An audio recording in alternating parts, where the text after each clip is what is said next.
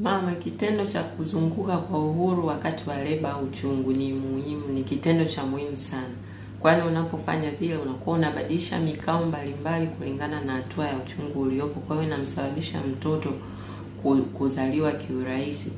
Kwa hiyo unapozunguka kwa uhuru, na sisitiza kwa uhuru, unasaidia uchungu na unaweza kuwa mfupi, lakini pia unakuwa na faraja kwa sababu ya kubadilisha mikao mbalimbali. Lakini ya tatu, inapunguza uingiliaji wa kimatibabu ambao sio lazima. Naposema uingiliaji wa kimatibabu, ninamaanisha kwamba unaweza kuwekewa maji ya drip au kuwekewa maji ya uchungu au kukaa na ufuatiliaji endelevu wa mtoto tumboni.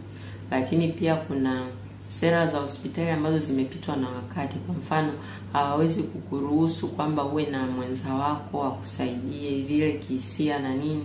Na sera nyingine ni kwa mfano, unatakiwa ulale chali tu. Yaani ni kulala chali tu, ambayo pia sio kitu kizuri sana wewe kufanya wakati unajifungua.